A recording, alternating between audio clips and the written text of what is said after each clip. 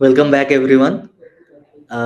Now we are going to talk more about the 2025 kabaddi world cup कि इस world cup के बाद में और इस वर्ल्ड कप के दौरान हमें क्या क्या और कुछ देखने को मिल सकता है। एंड अशोक सर, हमें आप बताइए कि ये जो 2025 का वर्ल्ड कप है, इसके बाद में किस तरीके से ग्लोबली हमें कुछ और देखने को मिलेगा कबड्डी में, और क्या वो भी ब्रॉडकास्ट होगा कि नहीं होगा। Thank you.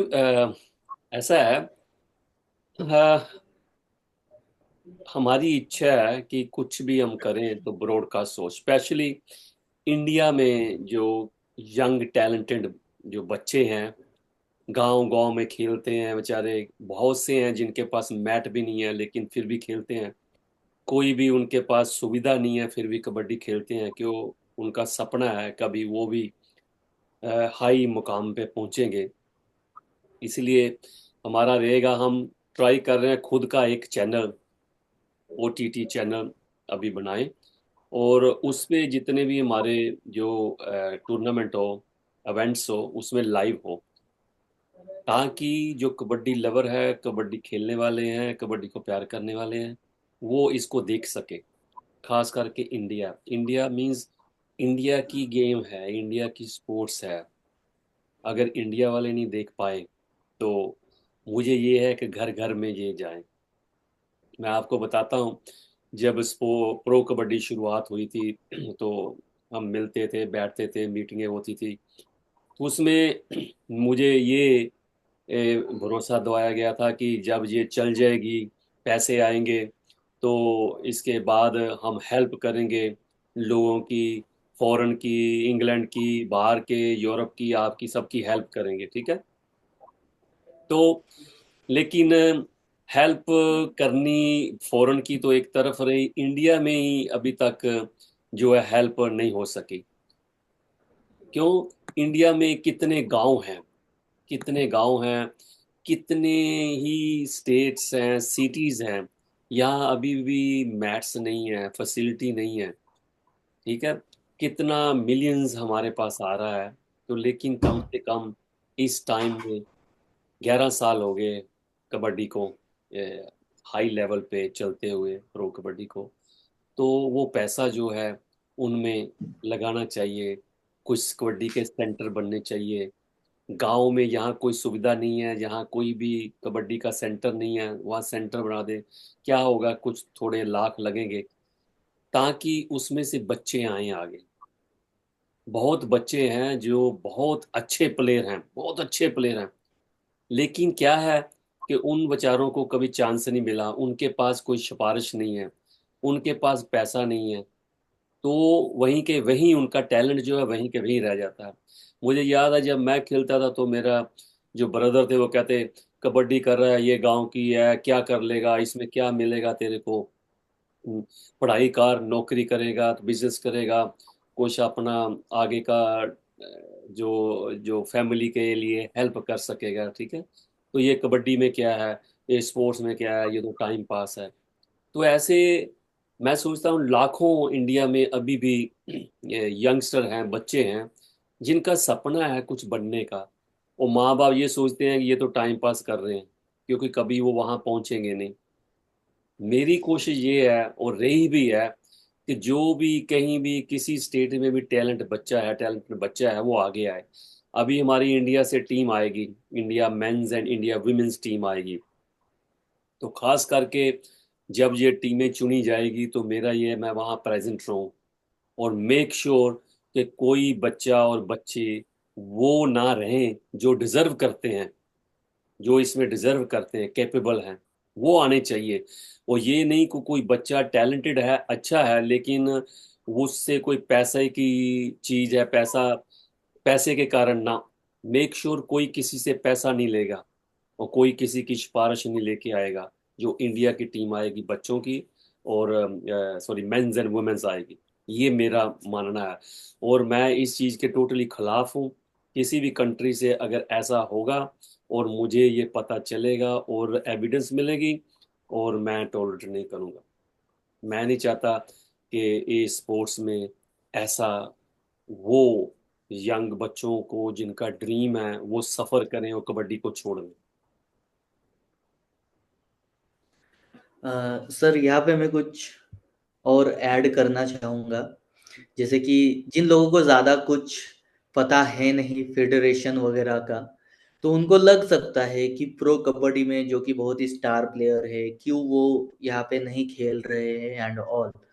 तो ये अलग फेडरेशन की वर्ल्ड कप है, जो कि अलग चैनल पे आने वाली है, जो कि स्टार पे नहीं आने वाली है।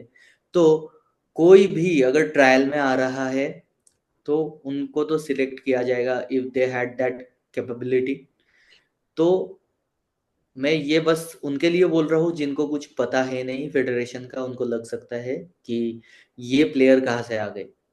तो वो प्लेयर इस वाले इवेंट में शायद अभी ना दिखे, लेकिन आगे चल के जब चीज़ें और बड़े लेवल पे होंगी और जब लोगों को समझ में आएगा कि नहीं, this federation is doing a great job and things will get sorted out very well, तब शायद आपको प्रो कबड्डी के प्लेयर भी दिखने लग जाए ऐसे वर्ल्ड कप के टूर्नामेंट्स में। ऐसा है कौस्तव जी, इंडिया की टीम में जब मैं देखता था क्रिकेट में, ठीक है, गावस्कर थे, ठीक है, तो लोग सोचते होंगे हर चीज में हर टीम में गावस्कर होने चाहिए, उसके बाद खत्म हो जाएगी। तो गावस्कर जी चले गए, ठीक। उसके बाद हम्म। अपने और आए जो धनंतर बड़े, वो चले गए, ठीक। फिर तेंदुलकर आए, शायद लोग सोचते थे कि वो रिटायरमेंट ले लेंगे, इसके बाद बड़ा प्लेयर नहीं होगा, क्या होगा इंडिया का। फिर और आगे धोनी साहब आ गए, ठीक। अभी और कितने आए। अभी रिसेंटली मैंने देखा है कि इंडिया के दो दो जो महारथी है अपना, उनको छोड़ के जो हमारे विकेट कीपर है वो सबसे ज्यादा एक्सपेंसिव, सबसे ज्यादा उनकी वैल्यू है, ठीक है। तो ये नहीं होता कि जो आप अच्छे हीरो देख रहे हो वही आने चाहिए सब जगह। अगर वही रहेंगे तो बाकी जो दूसरे हैं उनको चांस कैसे मिलेगा, वो अपना टैलेंट कैसे शो करेंगे। अगर प्रो कबड्डी में जो अभी है, जिनका लक लग गया या जिनके पास पैसा था वहां जाने के लिए, जिनके पास सिफारिश थी वो पहुंच गए, अगर वही सभी जगह खेलेंगे तो इंडिया में तो करोड़ों और हैं जो उनसे भी बढ़िया है, ठीक है। उनको चांस कैसे मिलेगा। अगर आप नए किसी को चांस नहीं दोगे तो वो अपना टैलेंट कैसे बता पाएगा। सो हमारी इच्छा यही है इस बार इंग्लैंड इंडिया की टीम में वो आए जिसको हम सोचते हैं कि वो होनहार है, हुनर है, इंडिया के हीरे हैं, वो आए। जो ऑलरेडी हीरो है वो तो हीरो है ही है, ठीक है। तो ये नहीं है कि जब भी कबड्डी हो उसमें सारे प्रो कबड्डी जो अभी खेल रहे हैं वही हो। इसका मतलब जो बाकी बेचारे हैं उनको तो कभी चांस नहीं मिलेगा और लोग देखेंगे ही नहीं। आज जो यंग लोग प्रो कबड्डी को पसंद करते हैं या कबड्डी को पसंद करते हैं, इसका मतलब कि उनका तो जो सपना अधूरा रह जाएगा, वो तो कभी आगे आएंगे नहीं। हम्म। समझे, मेरी जो सोच है थोड़ी डिफरेंट है। जो पहले ही हीरो है वो तो है, दूसरे को कैसे चांस मिलेगा अपना आप शो करने के लिए, तब मिलेगा जब वो हीरो की जगह उसको लाया जाएगा, वो दिखा पाएगा। वो नहीं दिखा पाएगा उसके बाद दूसरा है वो दिखा पाएगा। नहीं तो सबकी आस दिल में ही रह जाएगी, यार मैं तो कभी नवीन बन ही नहीं सकता, ठीक है, मैं तो कभी वो क्या बोलते हैं अजय ठाकुर नहीं बन सकता। नहीं, हर कोई बन सकता है। जब उनका टाइम था वो बने, उन्होंने मेहनत करी, अपना आप दिखाया। जब आपका टाइम आएगा तो आपको दिखाना है, ठीक है। तो ये बाउंड्री नहीं होनी चाहिए। आप प्लेयर की गेम देखो, ना कि ये देखो कि ये पहले फेमस था या नहीं। ये मेरा मानना है। अभी फॉरेन में जो है, इंडिया में शायद उन प्लेयरों को कोई इंडिया में जानता ही नहीं है, इसका मतलब वो प्लेयर नहीं है। अपनी कंट्री में वो भी प्लेयर है ना। जब ये स्पोर्ट्स उनकी कंट्री में, अफ्रीका में, इंग्लैंड में, तंजानिया में, हॉलैंड में, पोलैंड में, ये सब जगह, कनाडा में वैसी हो जाएगी तो उनमें से भी हीरो आएंगे, लोग उनको पसंद करेंगे। सो इंडिया में ही अकेली कबड्डी होना सारी दुनिया में कबड्डी नहीं है। इंडिया तो पूरे वर्ल्ड का एक कंट्री है, पूरी दुनिया नहीं है। तो जो इंडिया में हीरो है वो सारी दुनिया का नहीं है। और दूसरी बात मैं और बता दूं, जो इंडिया में कबड्डी खेल रहे हैं ना, वो लोग इंडिया में ही पहचाने जा रहे हैं। अगर वो आज इंग्लैंड में आ जाए तो किसी को नहीं पता वो कौन है। हम्म। उनको नहीं पता ये कौन है, नवीन एक्सप्रेस कौन है, उनको नहीं पता। उनको ही पता है जो इंडिया में देखते हैं। सो ये मत सोचें, जो इंडिया में पसंद करते हैं वो सोचें कि इनको सारी दुनिया जानती है। उनको सारी दुनिया नहीं जानती, सिर्फ कबड्डी वाले ही जानते हैं। वो प्लेयर प्लेयर है जिसको दूसरे भी जाने, फुटबॉल वाले भी जाने, अच्छा ये वो है यार कबड्डी का वो स्टार, कबड्डी का सितारा वो है। जैसे फुटबॉल है, लोग बहुत पसंद भी नहीं करते लेकिन बैकम को सब जानते हैं। डेविड बैकम है, जानते हैं ना। रोनाल्डो जानते हैं। लोग फुटबॉल को पसंद नहीं करते लेकिन उनका नाम जानते हैं। दूसरी गेम वाले उनका नाम जानते हैं। हमारे कबड्डी वालों का नाम दूसरी दूसरी गेम वाला कौन जानता है बताओ? हम बहुत दूर हैं, बहुत दूर हैं। किसी को इंग्लैंड में आके पूछो किसी का नाम, अजय ठाकुर कौन है, जहाँ प्रदीप नरवाल कौन है, जहाँ उनको पता ही नहीं किसी का। एक थोड़ी कमजोरी ये है, सबको इंग्लिश जो है उसकी कमी है। क्योंकि इंडिया में तो हिंदी में सब सोच लेंगे, पढ़ लेंगे, उनकी सुन लेंगे। लेकिन इंग्लिश के बाहर सारी इंग्लिश चलती है, उनको कुछ नहीं पता। अभी मैं चाहूँ इंडिया से कुछ एम्बेसडर प्लेयर जो पहले खेल चुके हैं उनको यहाँ एम्बेसडर बनाने के लिए, यहाँ उनकी इंटरव्यू हो, उनको इंग्लिश नहीं आएगी, प्रॉब्लम हो जाएगी। राकेश जी यहाँ आए थे, राकेश कुमार जी, ठीक है, ठीक है, वो नहीं, उनको अपनी लैंग्वेज, इंडिया में रहते हैं वो, इंडिया में धुरंधर हैं। लेकिन यहाँ इंग्लिश मीडिया पूछेगा, वो हिंदी में तो थोड़ा ब्रॉडकास्ट करेंगे, उनको इंग्लिश चाहिए ना। अपने आप को बताने के लिए उनको इंग्लिश चाहिए ना। जैसे क्रिकेट में पहले सब हिंदी बोलते थे, किसी को आती ही नहीं थी। अभी इंटरनेशनल लेवल पे जाने के लिए उनको इंग्लिश सीखनी पड़ती है, वो सब बोलते हैं। तो ये है कि अपनी स्पोर्ट्स को बाहर दुनिया में फ्लोरिश करने के लिए हमें दुनिया के साथ मिलना पड़ेगा, दुनिया का कायदा कानून अपनाना पड़ेगा, नहीं तो स्पोर्ट्स वहीं रह जाएगी। मैं ये नहीं करता, मैं मान नहीं करता अपने आप को, अगर मैं नहीं सोचता कि कबड्डी यहाँ शुरुआत करनी है, फैलानी है, तो आज ना तो ये वर्ल्ड कप होता, ना यहाँ लीग होती, और ना कबड्डी का यहाँ कहीं किसी भी कॉलेज में दायरा होता। ठीक, आज कबड्डी का बूटा लगा है। आज ये कबड्डी इंग्लैंड में जो खेलते हैं उसमें डॉक्टर भी है, सोलिसिटर भी है, उसमें अकाउंटेंट भी है, ठीक है। क्योंकि वो यहाँ जॉब ही ऐसी करते हैं, उन्होंने डिग्री कर रखी है। इंडिया में कोई डिग्री करता ही नहीं, 10 पढ़े कबड्डी में। यहाँ सब पढ़े लिखे हैं, यहाँ सब अपना काम करते हैं, काम के बाद अपनी स्पोर्ट्स खेलते हैं। फर्क ये है कि इंडिया में जो कबड्डी खेलते हैं उनको पैसा मिलता है, वो दिन रात प्रैक्टिस करते हैं, उनके जेब में पैसा आता है क्योंकि उनकी जॉब देती है, जो वहां से मिलता है। यहाँ कुछ नहीं है। हमारी जो लीग चलती है, ब्रिटिश कबड्डी लीग, हम उसमें किसी को पैसा नहीं देते, प्लेयरों का खर्चा करते हैं, ट्रांसपोर्टेशन, होटल, ट्रेनिंग, फूड, सारा। लेकिन हम पैसा नहीं देते, हमारे पास पैसा नहीं है। यहाँ लीग खेलने के लिए किसी को पैसा नहीं मिलता। इंडिया से बहुत प्लेयर हमें कांटेक्ट करते हैं, मुझे भी करते हैं, हम आपकी लीग में खेलना चाहते हैं, हम इंग्लैंड में खेलना चाहते हैं। तो मैंने कहा नहीं, हम आपको पैसा नहीं दे सकते। लास्ट 2 साल पहले राकेश कुमार जी आए थे तो कहते आप बहुत अच्छा काम कर रहे हो सर, मैं चाहता हूँ आपकी हेल्प करने के लिए। तो वो बेचारे यहाँ आए, कोई पैसा नहीं लिया, ठीक है, हमने उनका सारा अरेंज किया, यहाँ रहे, लोगों को इंस्पायर किया, बच्चों को इंस्पायर किया। तो उनके बदले उनको क्या मिला जब वापस गए? उनकी जॉब छीन ली। वो हरियाणा स्टीलर के कोच थे, उनको वहां से हटा दिया। क्यों? वो इंग्लैंड हमारे साथ हेल्प करने के लिए आए थे, बताओ। ये गुनाह किया उन्होंने। क्या ये कबड्डी है? क्या ये स्पोर्ट्समैनशिप है? एक हेल्प करना चाहता है आपकी। क्या हम जो है, हम कोई नक्सलवाद हैं या हम टेररिस्ट हैं? वो हमारे लिए यहाँ हेल्प करने के लिए आया है, बच्चों को इंस्पायर करने के लिए आए, और उनको अपनी जॉब से हाथ धोना पड़ा। ये कबड्डी है इंडिया की? ये अच्छा मैसेज नहीं है। हमने आज तक कभी भी किसी के ऊपर उंगल नहीं उठाई, कभी किसी का बुरा नहीं किया। लेकिन जो लोग हमारे साथ हमारी हेल्प करना चाहते हैं, उनको क्यों रुकावट डालते हैं? उनको क्यों खींचते हैं? आप तो कुछ कर नहीं सके, आप तो कोई पैसा इन्वेस्ट कर नहीं सके फॉरेन में। हमने अपनी जिन जान लगाई, पैसा लगाया, और आप वो रोक रहे हो। क्या आप ही सब जगह पावर बनाना चाहते हो?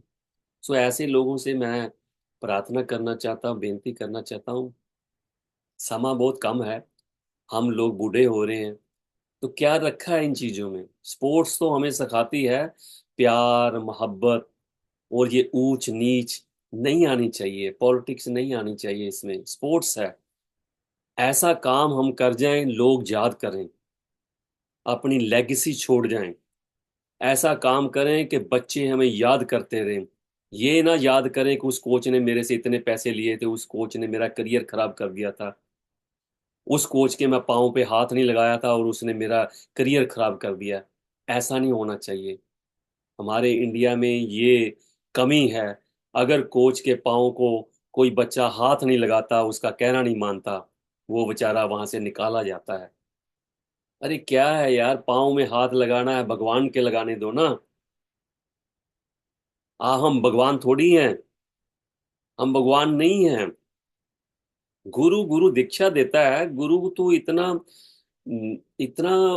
नीचा होना चाहिए, उसके विचार इतने ऊंचे होने चाहिए कि बच्चों को बोले नहीं, नहीं ऐसा नहीं। मेरे कभी भी कोई पांव हाथ लगाने के लिए इंडिया में करता है, मैं हाथ पकड़ लेता हूँ, नहीं, क्योंकि मैं उस काबिल नहीं हूँ। अरे एक स्पोर्ट्समैन जिसका रुतबा है, अरे वो मेरे पाँव क्यों छुए? एक अर्जुना अवार्डी मेरे पाँव क्यों छुए? मुझे उसके पाँव छूने चाहिए। उसने इतनी मेहनत करी, उसने अर्जुना अवार्ड लिया, वो इतने बड़े मकाम पे पहुंचा, उसने एशियन गोल्ड मेडल लिया, मुझे उसके पाँव छूने चाहिए। पर अगर आप नहीं छूते तो प्रॉब्लम हो जाती है। मुझे याद है वर्ल्ड कप था 2016 का, इंडिया के साथ हमारा मैच था इंग्लैंड का, अहमदाबाद में। तो ग्राउंड में हमने चक्कर निकाला, तो हमारे इंडियन कोच ग्राउंड छोड़ के ग्राउंड छोड़ के जहां मिस्टर गलोर जी बैठे थे, वहां जाके उनके पाँव को हाथ लगा के फिर ग्राउंड में वापस आए। टीवी पे लाइव मैच आ रहा है, बताओ, क्या आप पाँव नहीं छुओगे? कि आपको अंदर नहीं आने देंगे? आप ग्राउंड में हो, वो ऊपर बैठे हुए हैं तीसरी स्टेज पे, वो सबको पार करके वहां जाके उनके पाँव छू के आए। मैं नाम नहीं बताना चाहता। मैंने उनको बाद में बोला, मैं कहा आपको यही डर था कि आपको निकाल ना दे जब तक आप पाँव हाथ नहीं लगाओगे। वो हंस पड़े। ये ठीक नहीं है, ये ठीक नहीं है। समा बदल गया है। घोड़े से हम गाड़ियों में आ गए, गाड़ी में हम प्लेन से आ गए हैं। ये कब बदलेंगे हम? कब बदलेंगे?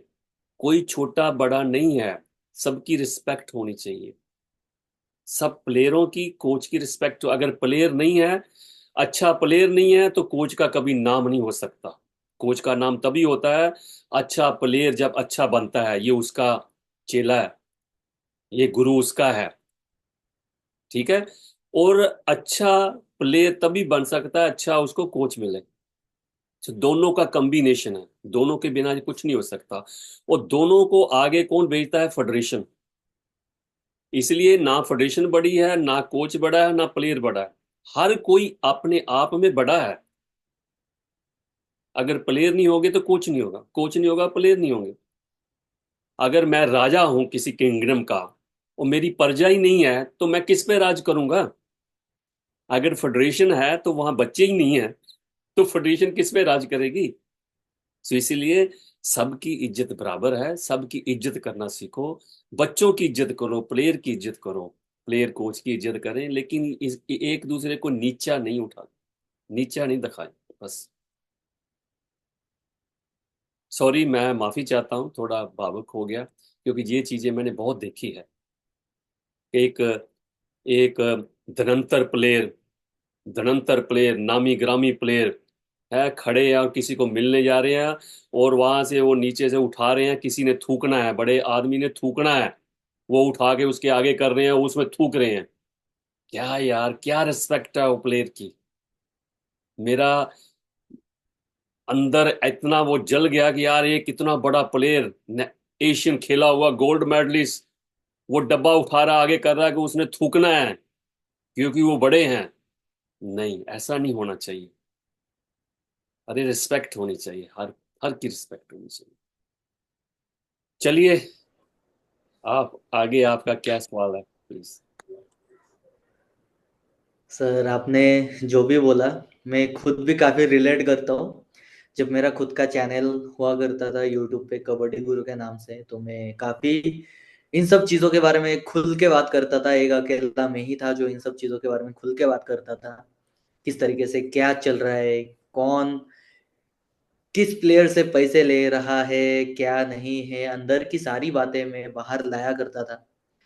मैं नाम नहीं लूंगा, लेकिन मुझे काफ़ी प्लेयरों से कॉल्स आते थे और धमकियां मिलती थी मुझे, जो कि आज भी प्रो कबड्डी में अपना खेल खेल रहे आराम से। तो उनका कॉल आता था, वो कुछ बोलते थे, मैं सुन लेता था और मैं बस फोन काट देता था। मैं कुछ बोलता था नहीं उनको, फिर से मैं वीडियो ही बनाता था। और उसी सब वजहों के कारण कबड्डी ना कभी कभी आगे बढ़ी, ना हमें कभी स्टार पे जो वर्ल्ड कप दिखा उसके बाद में कभी वर्ल्ड कप दिखा, ना कोई इंटरनेशनल टूर्नामेंट दिखा। बस प्रो कबड्डी ही हो रहा है। तो अभी एक आस आई है, कुछ हमें इंटरनेशनल देखने को मिलेगा, खास करके वर्ल्ड कप।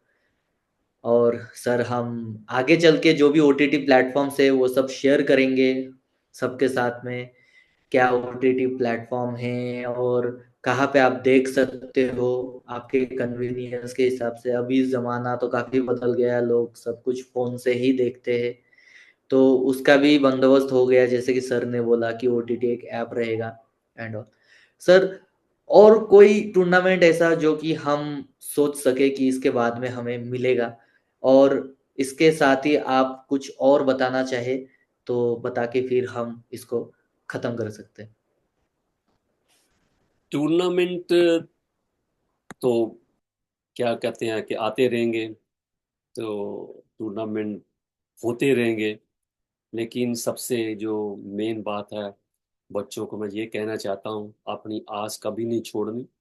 जो भी कबड्डी खेलते हैं, खेलना चाहते हैं, और जिनके साथ कुछ जस्टिस नहीं हुआ, तो हिम्मत नहीं हारनी। आप मेरी तरफ देखो, पंजाब से चला, पंजाब में जन्मा हो, तो मेरे साथ भी बहुत ये हुआ सिलेक्शन में ये वो, लेकिन मैंने हार नहीं मानी। और आज वर्ल्ड कबड्डी का प्रेसिडेंट, इंग्लैंड का प्रेसिडेंट हूँ, यूरोप में मैं प्रेसिडेंट हूँ, और जो ब्रिटिश कबड्डी लीग है हमने बनाई उसका मैं प्रेसिडेंट हूँ। तो क्या बोलते हैं, हम दो उसके ओनर हैं। तो ये है कि मैंने कभी हार नहीं मानी और सच्चाई पे चला हूँ, किसी से डरा नहीं हूँ। डरता हूँ मैं एक से ही हूँ, वो है भगवान, जो सारी दुनिया चलाता है, मुझसे डरता हूँ। जब तक वो नहीं चाहेगा कोई मेरा हार्म नहीं कर सकता, जब तक वो नहीं चाहेगा मुझे कोई मार नहीं सकता। हम लोग इंडिया वाले भगवान को मानते हैं लेकिन भगवान की नहीं मानते। भगवान को मानते हैं लेकिन भगवान को नहीं मानते। हम अपना विश्वास खो देते हैं। निराश नहीं होना, विश्वास नहीं खोना। और आप कबड्डी खेलते हो, खेलते रहोगे, एक दिन आएगा, आपको जरूर, अगर आप सही हो, आपको जरूर वो मकाम मिलेगा, हासिल होगा। आज मेरी 60 साल से हो गया हूँ ऊपर, लेकिन भगवान ने जैसे जैसे आता रहा मुझे मकाम दिया।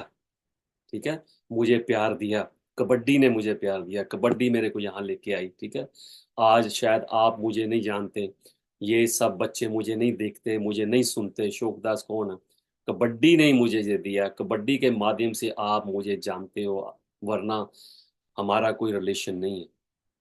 दूसरी बात आपने कही कि किसके ऊपर हम रोष करें, किसके ऊपर हम रोष करें कि वो करते या नहीं करते। हम क्या कर सकते हैं, हम वो करें। तो वो प्रो कबड्डी जो कर रहे हैं या और कोई फेडरेशन जो कर रहे हैं, ठीक है। आगे जैसे मैंने कहा, डरना, मैं तो नहीं डरता, मैं भगवान से डरता हूँ। ठीक है, थोड़ा कभी मुश्किलें आती है, लोग डाल देते हैं मुश्किलें, कोई बात नहीं। जब मैंने आईकेएफ छोड़ा था, रिजाइन दिया था आईकेएफ, क्यों रिजाइन दिया था मैंने, क्यों, मैं ट्रेजरार था, आईकेएफ का मैं ट्रेजरार था, इंटरनेशनल कबड्डी फेडरेशन का मैं ट्रेजरार था, और मैं वाइस प्रेसिडेंट था। मैं फाउंडर मेंबर हूँ 2004 से गलोट साहब के साथ। ठीक है, मुझे कोई हिसाब किताब नहीं पता था। जब मैंने पूछा कि इसमें कितने पैसे आते हैं, पैसे कितने हमें प्रो कबड्डी से मिलते हैं, मुझे कोई नहीं पता था। हर साल मुझे अकाउंट्स जब बन जाते थे तो मुझे साइन करने के लिए बोला जाता था, तो मैं साइन कर देता था। मेरा कसूर ये था, मैंने पूछा था कि भी मेरे बिहाफ पे कौन साइन करता है, क्योंकि मैं इंग्लैंड में रहता था, मुझे कोई नहीं पता था, मुझे ये भी नहीं पता था हमारा अकाउंट कहाँ खुला है। जब ये चीज़ें मैंने पूछी तो उनको क्या हुआ पता नहीं। फिर मैंने पूछा तो उन्होंने मुझे बताया नहीं। उल्टा उन्होंने क्या किया, दुबई में मीटिंग थी हमारी, आईकेएफ की जनरल मीटिंग थी, तो वहाँ उन्होंने बोल दिया कि हमने अशोक दास को निकाल दिया है, क्योंकि वो फेडरेशन के उल्ट कार्रवाई कुछ करते थे। मैंने ईमेल लिखा था जनार्दन सिंह गलोट जी को कि भी मुझे ये इंफॉर्मेशन चाहिए, उन्होंने नहीं दी। फिर मैंने रिजाइन कर दिया था, रिजाइन किया था मैंने, और मुझे 1 घंटे के बाद ही जवाब आ गया विदाउट जनार्दन सिंह गलोट के साइंस, चतुर्वेदी जी की मेल से, गलोट साहब के साइन के बिना, कि आपका रिजाइन हमने एक्सेप्ट कर लिया है, आपको सब जिम्मेवारी से मुक्त कर दिया है। लेकिन क्या बोला गया कि अशोक दास जी फेडरेशन के उल्ट गतिविधियां करते थे। आज आईकेएफ में भी जो मोस्ट कंट्री एशिया के बाहर है, वो अशोक दास ही लेके आए थे। ठीक है, हमने इंट्रोड्यूस करी थी। मुझे मान है, गर्व है कि मैंने लोगों को जोड़ा है, मैंने किसी को तोड़ा नहीं, मैंने किसी को तोड़ा नहीं, मैंने जोड़ा है। मुझे आज भी मान है। वो आज चाहे आईकेएफ के साथ काम करते, चाहे वर्ल्ड कबड्डी के साथ करते हैं। कल को क्या पता आईकेएफ में सब ज्वाइन हो जाएं, क्या पता कल वर्ल्ड कबड्डी में सब ज्वाइन हो जाएं। ये मेरी इच्छा है कि जल्दी से जल्दी फ्यूचर में एक बॉडी हो, चाहे आईकेएफ हो चाहे वर्ल्ड बॉडी हो, एक बॉडी हो, एक में काम करें, ताकि हम किसी के बुरा ना करें, किसी में रुकावट ना बन सके। इकट्ठे काम करेंगे तो इस कबड्डी को हम जल्दी आगे लेके जा सकते हैं। तो इसलिए मेरे लिए ना तो वो मेरे कोई दुश्मन है, ना कोई और मेरे दुश्मन है। ठीक है, जो उनको अच्छा लगता है वो करते हैं, ठीक है, जो हमें अच्छा लगता है हम करते हैं। लेकिन हमने कभी भी किसी का बुरा नहीं करा, हमने कभी भी लेटर नहीं लिखा किसी को। हमारे जितने इवेंट हुए वहाँ वो लेटर डाल देते हैं कि ये जो फेडरेशन है ये फर्जी फेडरेशन है, ओके, हम असली फेडरेशन है। तो हमने कभी गुस्सा ही नहीं किया, हमने कहा कोई बात नहीं। उल्टा मैंने 3 बार आपस में बैठ के एक फेडरेशन के साथ काम करने के लिए मैंने उनको लेटर भेजा है, प्रेसिडेंट साहब को। ठीक है, हम एक टेबल पे बैठ के बात करते हैं, और मुझे प्रेसिडेंसी नहीं चाहिए, मैं प्रेसिडेंट नहीं बनूंगा। ठीक है, आप प्रेसिडेंट बनो, लेकिन एक बॉडी में काम करते हैं, और उस बॉडी में सब कुछ साफ साफ हो, सामने क्या आया क्या जा रहा है, अकाउंट्स क्या है, ये होगा। आप जिसको मर्जी चुनो, मैं नहीं प्रेसिडेंट बनूंगा, ना मुझे चाहिए। ठीक है, तो लेकिन बस कोई जवाब नहीं आया। आजकल वो कहते हैं कि करते हैं, कोई बात नहीं। तो मेरे पास एविडेंस है, मेरे पास लेटर है, मैं बोल नहीं रहा। हमने लेटर लिखे हैं उनको, प्रेसिडेंट साहब को, और उनके जनरल सेक्रेटरी को भी बोला है। मिलके काम करते हैं, अब कबड्डी को आगे बढ़ाते हैं, दुनिया में बढ़ाते हैं, ताकि हम ओलंपिक में पहुंच सके। नहीं तो आप हमारे साथ लड़ते रहोगे, हम आपके साथ लड़ते रहेंगे, आप हमें काटते रहोगे। ये असली नहीं है, ये नकली है। तो मैं आपको बता देता हूँ, आईकेएफ और वर्ल्ड बॉडी ये दोनों ही ओलंपिक का हिस्सा नहीं है, कोई मान्यता प्राप्त नहीं है। जितनी उनकी वैल्यू उतनी असली। बहुत लोग सोचते हैं कि IKF शायद ओलंपिक में है, नहीं। एशियन जो ओलंपिक है उसमें कबड्डी खेली जाती है, उसके बाहर नहीं खेली जाती। तो इसलिए ना तो IKF ओलंपिक का हिस्सा है, ना वर्ल्ड कबड्डी ओलंपिक का हिस्सा है। ओके। बहुत लोग यही सोचते हैं कि जो IKF है वो मेन बॉडी है, कि वो ओलंपिक में। नो, कोई ओलंपिक में नहीं है।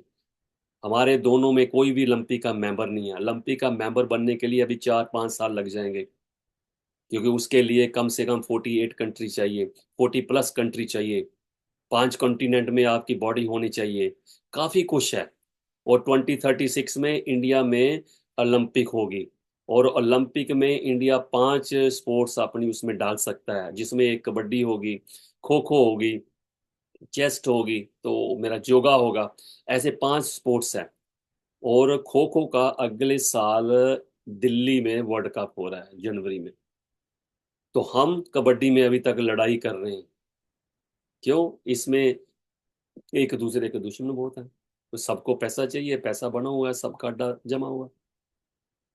इसलिए मेरे लिए कोई हमारा दुश्मन नहीं है। हम कबड्डी के लिए काम कर रहे हैं, ठीक है। जैसी किसी की सोच है वैसा वो सोचता है, वैसा वो करता है। लेकिन हमारे से कभी कोई किसी का बुरा ना हो, ये मेरी भगवान के आगे हमेशा प्रार्थना रहती है। भगवान, ऐसी कभी समत ना देना, ऐसी कभी सोच ना देना मैं कबड्डी के लिए किसी में रुकावट बनूं और किसी का नुकसान करूं। ठीक है, हमारा नुकसान करते हैं, करते रहें। हमारा कम्बोडिया वर्ल्ड कप था, वहां भी उन्होंने लेटर डाल दिया, ये फर्जी बॉडी है, ये है, वो है, ना करो। तो कोई बात नहीं, जब जब जो जो होना है तब तक वो होना है। तो क्या पता, जैसे मैंने कहा कल को, मैं तो आज चाहता हूं भगवान कल ही करे, दोनों बॉडी एक होके काम करे। ठीक है, एक होके काम करे, ताकि प्लेयरों का नुकसान ना हो, कंट्री का नुकसान ना हो। आस है कि आप को आपके सवाल का जवाब मिल गया होगा।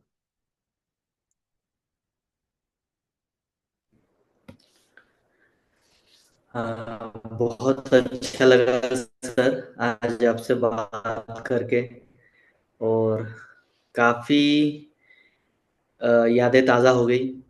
और I am really excited for the 2025 world cup, और काफ़ी आशाएं है, जैसे आपने बोला कि दोनों फेडरेशन एक हो जाए एंड ऑल। मैं आशा करता हूँ कि कुछ ऐसा हो जाए कि कबड्डी आगे बढ़े, और रेगुलर रेगुलर बेसिस पे क्रिकेट की तरह कबड्डी हमें देखने को मिले टीवी पे, क्योंकि the more it will engage audience, the more it will go global, the more chances are there to go global. और आज हम इसी को, ये मेरा भी सौभाग्य है कि आज मैं आपके साथ में इस तरीके से बात कर रहा हूँ और इंटरव्यू ले पा रहा हूँ। तो thank you so much sir for giving me this opportunity to talk to you, to question you about 2025 world cup. Thank you आपका, कि आपने इतने सालों बाद फिर ये आपका पैशन जो रहा है वो आपने शुरू किया है। और आप मेरे भी एक क्या बोलते हो, किरदार नहीं होता, आप मेरे भी इंस्पायर करने वाले हो, कि इतनी यंग एज में आपने कबड्डी गुरु के नाम पे कितना कुछ लिखा, और कभी डरे नहीं, कभी झुके नहीं, हमेशा करते रहे। ठीक है, कुछ घर की भी मजबूरियां होती है, कुछ काम भी करने हैं, कोई सपोर्ट भी नहीं, तो आपने जो किया सब अच्छा किया है। तो आगे किसी ने भी वर्ल्ड कप के लिए इंफॉर्मेशन लेनी है, वो है www.kabaddiworldcup2025.com। इस पे आप जाके आपको सारी अपडेट मिलेगी, ये स्पेशल पेज है। और day to day, time to time आपको सारी इंफॉर्मेशन उसमें मिलती रहेगी। आज हमने जो कुछ भी कहा है, जो डिस्कस किया है, वो मेरे और कौस्तुभ के जो भी है विचार हैं। और इसमें अगर किसी को कोई बुरा लगा, जहां हमने किसी के लिए कोई बुरा कहा है, तो मैं दोनों की तरफ से माफी चाहता हूं। एंड में हमारा यही एक मकसद है कि हम मिलके काम करें, और किसी को नीचा ना दिखाएं, सबकी रिस्पेक्ट करें, प्लेयर की रिस्पेक्ट करें, प्लेयर कोच की रिस्पेक्ट करें, और फेडरेशन की रिस्पेक्ट करें। लेकिन ये नहीं, एक बॉस बन के नहीं, एक कबड्डी के लवर बन के। और जो भी कबड्डी के लिए कर रहा है वो पूजनीक है, वो अच्छा कर रहे हैं। लेकिन बच्चों के साथ कभी धोखा नहीं करना चाहिए, बच्चों के साथ कोई क्या बोलते हैं मतव्यवहार नहीं करना चाहिए, स्पेशली प्लेयर के साथ, क्योंकि प्लेयर और कोच मैं सोचता हूँ भगवान का रूप है। और जो अपनी इतनी मेहनत करके यहाँ तक पहुँचते हैं तो उनको रिस्पेक्ट करनी चाहिए, उनका आदर करना चाहिए, ताकि जो बच्चे कबड्डी में आना चाहते हैं वो डिसहार्टेड ना हो, वो ये ना सोचे कि भी यहाँ मैं पहुंच नहीं सकता, यहाँ तो सब खराब है, मैंने कबड्डी नहीं खेलनी। इस कबड्डी का नाम बदनाम ना हो। और हम सबको मिल के काम करना चाहिए ताकि 2036 में जब इंडिया में ओलंपिक हो, ये कबड्डी अगर वहाँ नहीं खेली गई तो कभी भी ओलंपिक में नहीं खेली जाएगी। यही हमारे लिए एक चांस है, हम मिल के टुगेदर कबड्डी के लिए काम करें, चाहे IKF चाहे वर्ल्ड कबड्डी, मिल के काम करें। नहीं भी एक हो सकते हैं तो चलो कोई नहीं, किसी को नीचा ऊंचा ना करें, एक दूसरे की हेल्प करें, ताकि कबड्डी का जो हम एक स्टेटस हासिल करना चाहते हैं, ओलंपिक में जाना और ओलंपिक बॉडी में मेंबर बनना बहुत ज़रूरी है। बच्चों के लिए बहुत अच्छा रहेगा, वो भी इंटरनेशनल पे compete कर सकेंगे, हमारे लिए और मेडल आएंगे। अगर ओलंपिक में कबड्डी पहुंचती है तो सबसे ज़्यादा मेडल हमें मिलेंगे। जैसे एशिया में इंडिया को मेडल कबड्डी से मिलते हैं, रेसलिंग से मिलते हैं, तो ऐसे इसमें मेडल मिलेंगे। तो आज के लिए आपका धन्यवाद कि आपने ये टाइम निकाला है, और बहुत खुशी हुई। और आस है कि इस इंटरव्यू से जो बच्चों को कुछ नहीं पता, स्पोर्ट्स वालों को, कबड्डी के लवर्स को कुछ नहीं पता, तो उनको भी इसके माध्यम से पता चल जाएगा। अगर कोई भी इंफॉर्मेशन लेनी हो तो आपसे कांटेक्ट करें।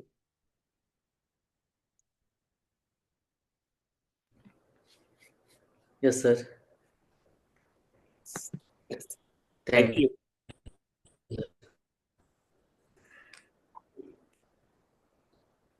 Thank you. thank you everyone for watching this video. Again, the website is www.kabaddiworldcup2025.com. Thank you everyone. दूसरा कबड्डी को भी आप देख सकते हो जब भी आप चाहो। ठीक है, नमस्ते सबको, जय हिंद। जय